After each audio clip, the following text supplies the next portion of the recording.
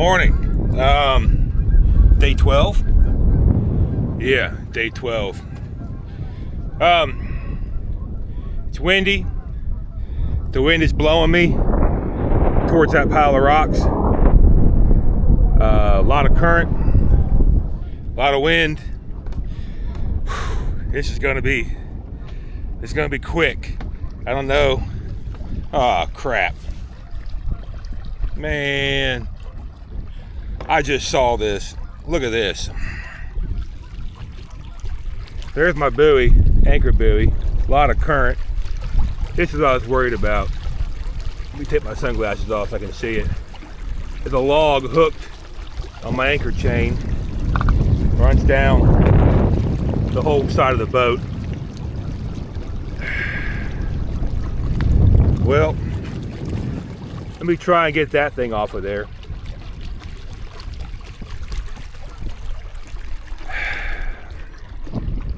All right. These spike poles aren't real industrial spike poles. I'm gonna try and pry it off. If I can't get it off, I'm actually gonna use my spinnaker pole here.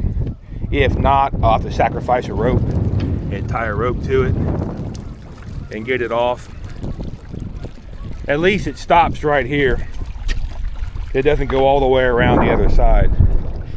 One thing I'm going to do before I even attempt to pull the anchor, I'm going to walk around the back of the boat and look for rope. When the river flows like this, rope gets washed off of barges, off the bank, things like that. You get a lot of rope in your wheel. I have a rope cutter on my shaft. I don't want to use it. But so I'm going to make sure that the propeller goes forward and reverse long before I ever pull the anchor. I don't want to pull the anchor up, start drifting towards those rocks in the wind, and go to put it in gear and it doesn't go into gear. So I want to make sure there's not a bunch of rope hanging off my bottom of the boat. I don't see any rope back here in the back of the boat. You can see the current. Oh, there it is. I think. Hold on. It's hard to see. There you go. The screen's a little darker.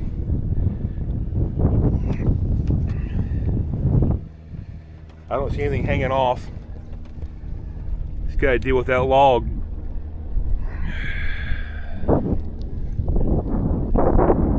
Oh, there's another giant U-shape. I didn't see that last night. I thought that was part of the bank. All right, let me get this.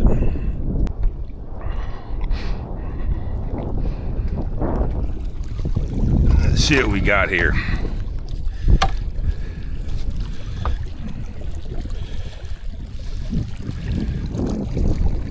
Oh, it's not, I don't think it's too bad.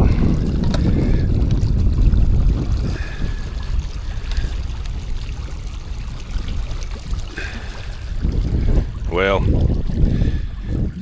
I'm end up pushing it down. I know I am. Out of sight, out of mind. It's still going to be on my anchor chain. Then the anchor's going to grab it.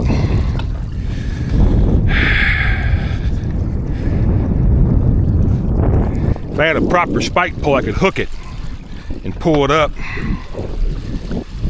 These things aren't real. Like that. Let me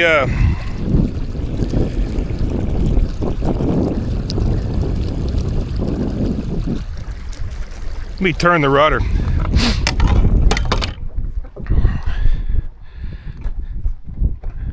Let me get that chain a little straighter maybe. Engine's off. Rudder's locked. I gotta turn the autopilot on. The rudder transducer is hooked to the autopilot. I can't see it. Let me go turn the autopilot on so I can see my rudder transducer. I got a mess. I gotta clean all this stuff up. Autopilot. There it is.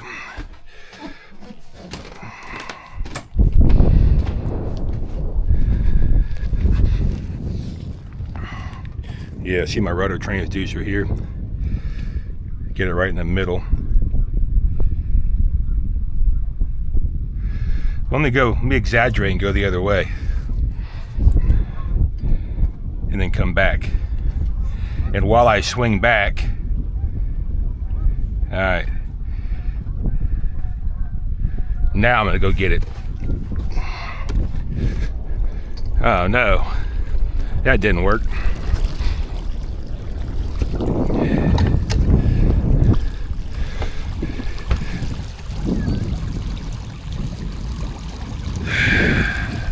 It's got a big curve in it. The log goes up, around, and curves this way. It's a perfect hook.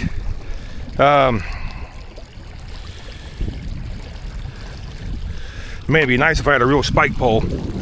I could just grab it and pull on it.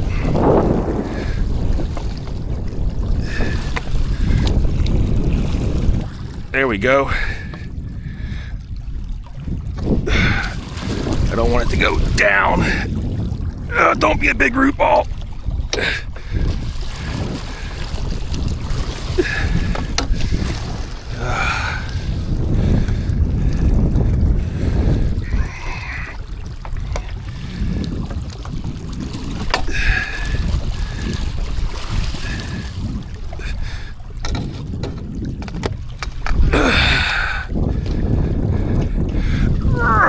Come on. I'm gonna pull my spike pole apart. I can feel it sliding apart. I don't want to do that.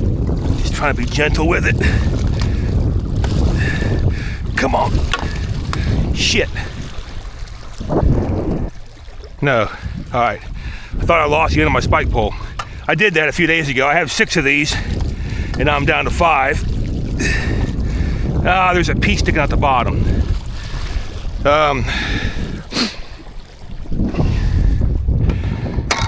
I may have to get creative here with a piece of rope. Well, here, this has got a garden hose on it, so it won't lock on it. Hopefully I'll be able to knock this off.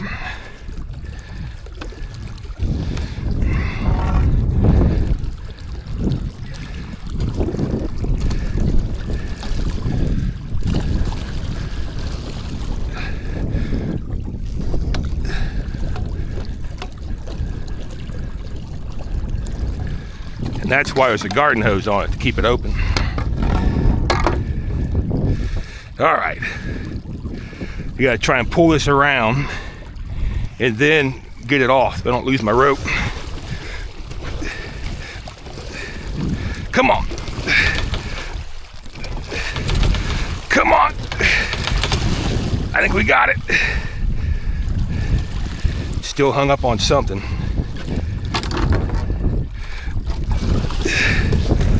There it is. Oh, what's outside of the boat? Get off. Get off. Shit. I'm hung up. There it is.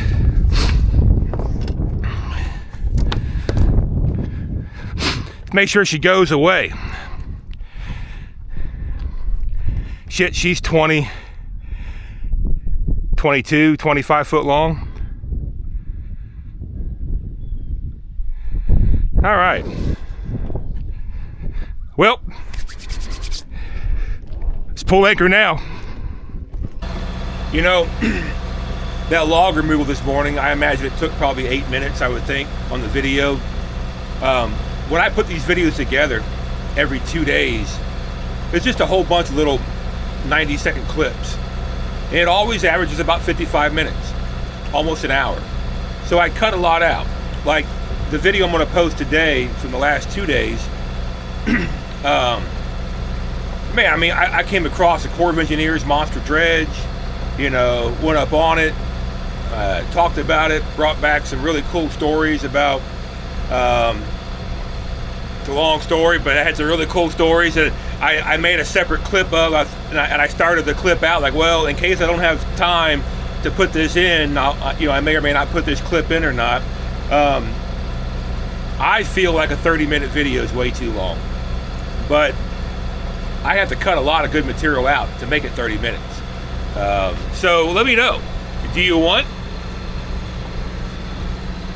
longer videos? I mean, I can leave there. I cut a lot of cool stuff out. I've had cars on fire, burning in the river, cut it out. All kinds of stuff. I don't know. Let me know if you want longer videos or severely cut up short videos. It's up to you. How to turn this off? Here. Now we're getting to some proper tows here. What is he? 4 wide. 1, 2, 3, 4, 5, 6 deep. And I'm pretty sure he's got one alongside of him as well. Teresa Wood, Danny Hoffman.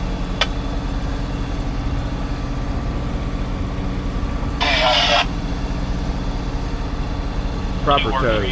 Since you said you were a light boat. Real fast, this boat right here, it's foggy, it's raining. He's almost 4 miles away. This boat right here just got a hold of me on the radio. I can't see him. I'm not going to be able to see him for a while.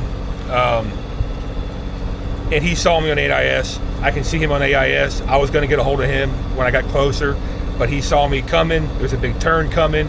He already told me how heavy he is. He already told me how long he is.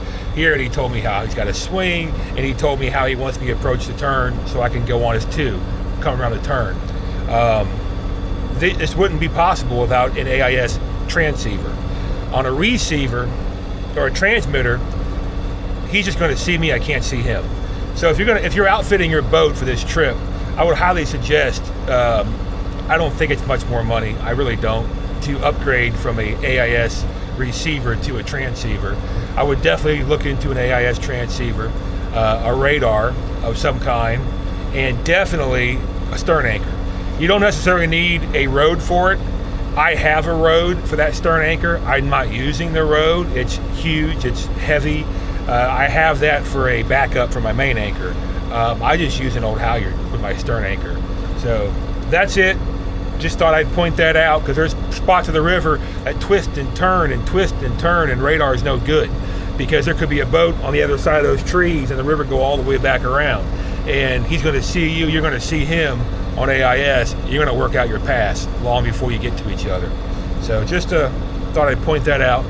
You know, perfect example, this turn right here, him being 4 miles away, and we already worked out our approach. That's it. Thought I'd point that out. Once again, it's 3.5 miles away. He just called me. I was zoomed in real tight, like right here. Just so I can see all the wing dams and stuff. So I didn't know he was there. I have my alarms turned off at the moment. It's flashing red, so if the alarm was on, it would have went off. But yeah, he just got a hold of me, and he said, I'll see you on the 2. So I'm gonna keep an eye out for him. He's gonna swing, and I'm gonna come around his outside. So again, AIS transceiver. Just a suggest. All right, just dropped the hook. Evening, day 12. I had 3.5 knots of current last night. I got about 2.5 knots right here. That's an island. I don't know if there's any water there anymore. I think it's all dry, but on the Google Maps it shows an island. The charts it does not. It's kind of hard to find. But old boat ramp. I'm right on the bank here. Nothing around. Channel's out there. There's the buoy. Channel's way over there.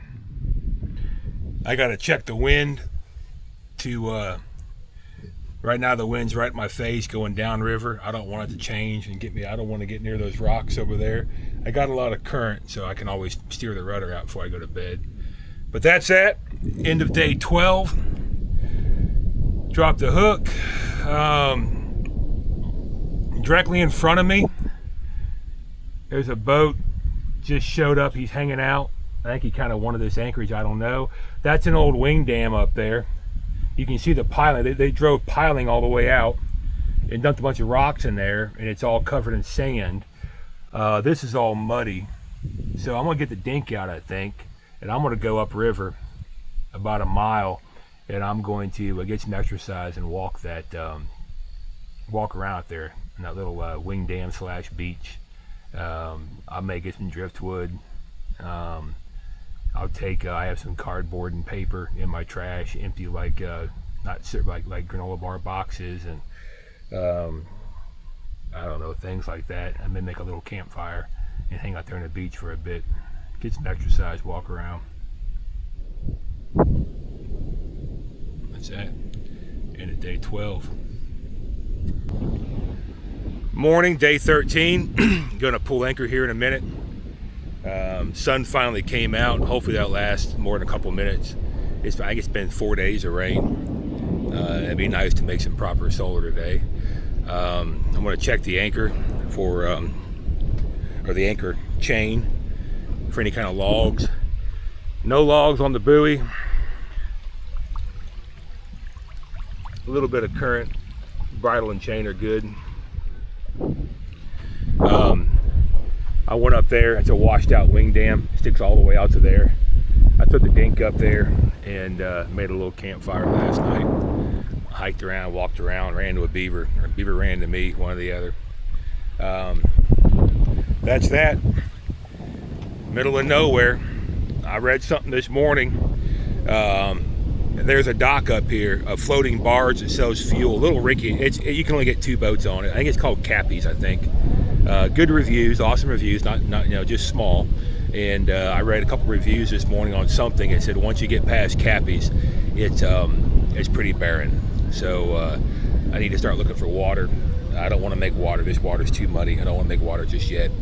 I got a tank and a half of water left, but I got to start looking for water. My fuel is good. I have incredible fuel range. What else? Oil change. I have an oil change coming up. I don't know, maybe 5 more days. Yeah, so somewhere in the Ohio, I'll be changing my oil in the boat. I have a ton of filters. I spent a ton of money on filters. I have big crates full of filters, everything you think of. And so I'm good there on filters. I bought gallons and gallons of oil, gallons and gallons of transmission fluid.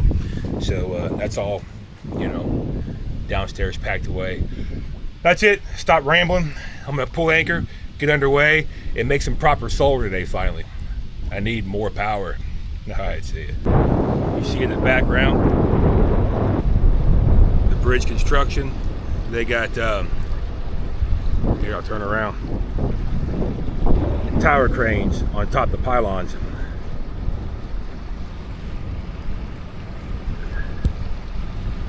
Interesting. I've been on quite a few bridge projects, but I must have been sick that day because I've never seen that before, where they actually construct the tower crane on top of the piling there. Or the piers, bridge piers you want to call it. Interesting. Little crane barge there. Alright. I better get back behind the wheel. I don't want to get into an argument with the autopilot. Not sure if you can see this or not, but I keep telling people watch out for wing dams. That's a sailboat somewhere, I can't see it in the screen. That's a sailboat stuck on a pile of rocks. An old wing dam out there. Crashed. Watch out. Check this out. You remember that small suspended overhead pipeline crossing a while back? This one is impressive. That is very impressive. That's an overhead suspended pipeline. I thought it was a bridge miles back.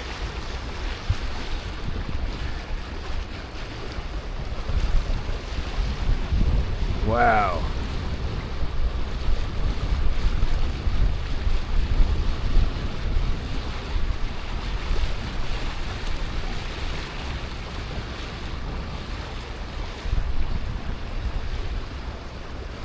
That is no joke. Look at all those cables on the bottom side. Under.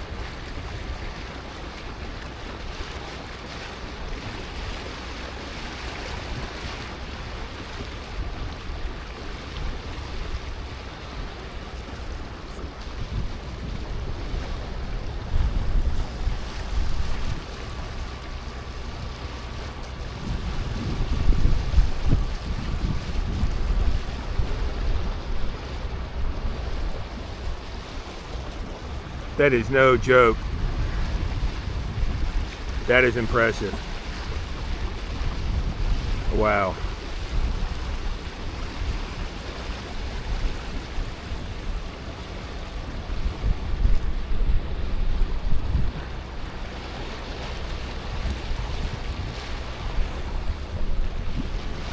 All right, I thought it was cool. Jeez, look at this. Right in the middle of the channel.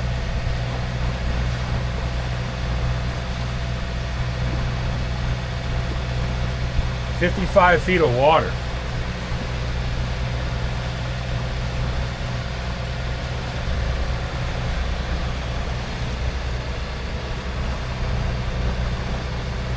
A lot of wing dams underneath me. These wing dams are kicking everything up.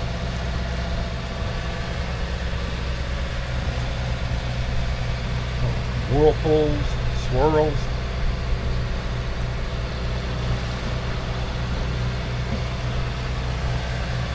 Blooming up. 55 foot of water. Got a series of wing dams right here underneath me. Whoa. Now if those weren't there, could you imagine how fast the current would be? Wow. Alright, so someone asked me, well, my father asked me the other day, why I'm turning and going up the Ohio versus going down to Mississippi. The lower Mississippi gets pretty barren. I mean, you're talking 300, I guess, what I've read, 300 plus miles between towns to get fuel. And that's you toting gas cans into town, calling an Uber, you know, going back and forth, putting fuel in your boat.